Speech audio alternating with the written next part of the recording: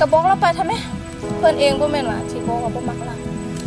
เพื่อนรู้สึกแนวใดกระบอกเราไปโลดเจนอยู่นี่กับบ่ตอบไปก่อนโลดหันสิบอกเราดอกจะเป็นสาดเจนไอ้มีเขาที่สิบอกน้องก็มีเรื่องสิบอกไอ้คือกันใจตรงกันแท้น้องบอกกันเลยเผ็ดไอ้เผ็ดจะจื้อได้บ่ตอนที่อยู่กองกบข้ามโดยจื้อได้เจนมีอย่างบอกดีแล้วถ้าจื้อได้ฉันค่อยสิวันคืนให้ฟังเลยถึงอาจจะบ่เพอร์เฟกต์แต่ไอ้ก็จริงใจเลยพร้อมจะให้ทุกอย่างตามที่น้องสั่งอุ้ยเว้าก็ยังบ่ฮึกเลยยังยักเว้าเขาเอิ้นว่า perfect ฉะนั้นบ่ต้องเว้าเด้อไอ้จื้อได้บ่ไอ้บอกว่าสิเฮ็ดทุกอย่างตามที่ค่อยบอกเด้จื้อได้เสยไอ้เผ็ดต่อไปนี้บ่ต้องมาวุ่นวายยังกับค่อยตื่นโตไปเด้อต่างฝ่ายต่างเจนคือว่าแบบนี้ไอ้เสียความรู้สึกสำใดจงฮู้บ่แน่เรื่องนี้เป็นบ่ที่น้องเจนสิเว้ายอกอายไอ้เผ็ดค่อยเว้าให้แฮเด้อตอนนี้ค่อยกำลังสิไปเหี่ยวกับผู้เป่าใหม่ของค่อยห้ามแพ้จะบ่ฮู้ให้แฮบ่ค่อยคิดแบบใดกับเจ้าค่อยว่าเจ้าคิดไปเองบ่ค่อยรู้สึกกับเจ้าเป็นอายผู้หนึ่งซื่อๆพอ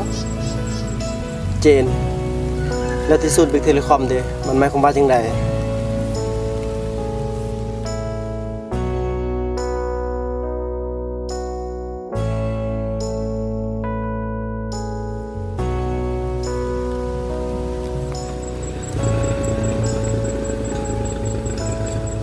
เจนกับความรักที่ยิ่งใหญ่จะอธิบายให้ฟังได้บ่เรื่องที่ผ่านมาจะลืมมันซะค่อยสิอธิบายให้เจ้าฟังก็ได้ว่าค่อยว่าแบบนั้นย้อนหยังเพราะว่าค่อยต้องการสิ่งที่ดีกว่าตอนนี้เป็นอย่างเจ้าต้องเห็นแบบนี้กับค่อยเจ้าบ่ต้องไปกับเขาได้บ่เจนถึงค่อยสิบ่ไปค่อยก็บ่เคยคิดว่าจะอยู่กับเจ้าค่อยไปก่อนเด้อเดี๋ยวเจนน้องหั่นล่ะเพื่อมาหน้าอยากไปเที่ยวไอจีได้พาไป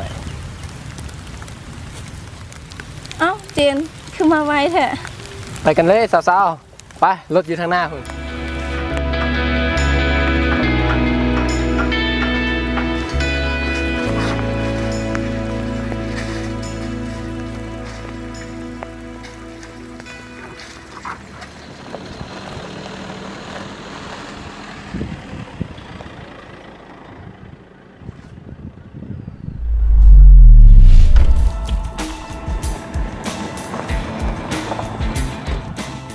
พอแล้วต่อวันนี้เอาที่ริมในมอนที่สุดเลย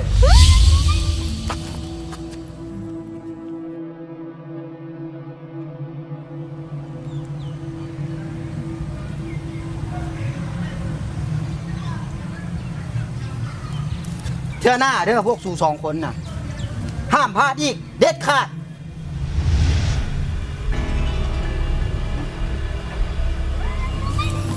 แม็กมึงไอ้แม็กเป็นให้บูจักขบูจักไอ้แม็กเฮ้ยเอาผู้หญิงของมันนี่แหละ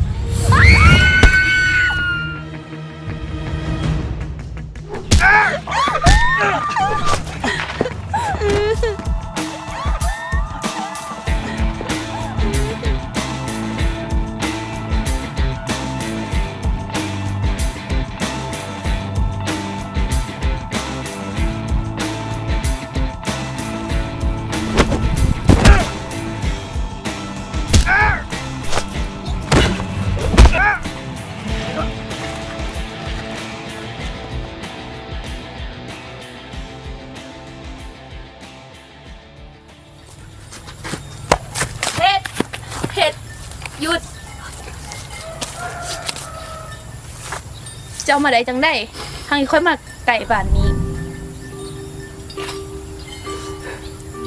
ขันพอดีขันมันเสือ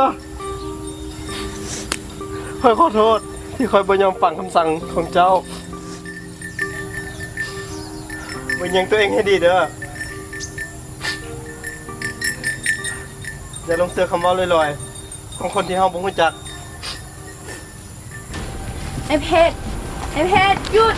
ไอ้เพชรหยุดไอ้เพชร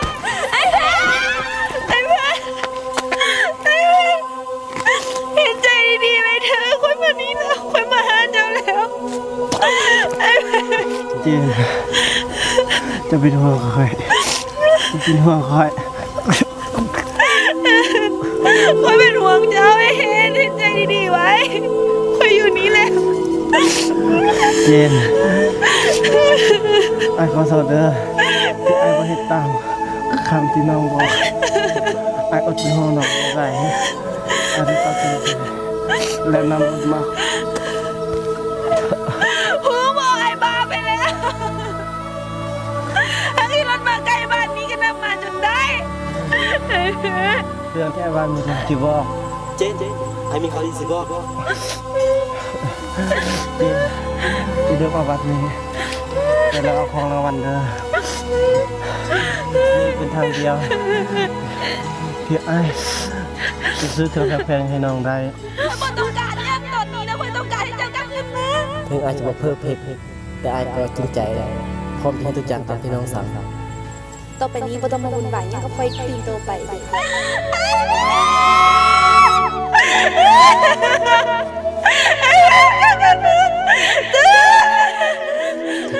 กับบัตรซิงโซค่อยขอสนามว่าคู่เฮาเป็นผู้โชคดี เจนค่อยขอสัญญาด้วยคำเว้าของคนธรรมดาคนหนึ่งว่าสิฮักและซื่อสัตย์กับเจ้าตลอดไปถึงเจ้าจะบ่ต้องการกับความฮักที่ค่อยมีให้เจ้าแต่ค่อยอยากให้เจ้ารู้ไว้ว่าค่อยพร้อมที่จะเฮ็ดทุกอย่างเพื่อเจ้าเพราะเจ้าคือคนสำคัญที่สุดในชีวิตค่อยถึงจะแลกด้วยหยังค่อยก็ยอม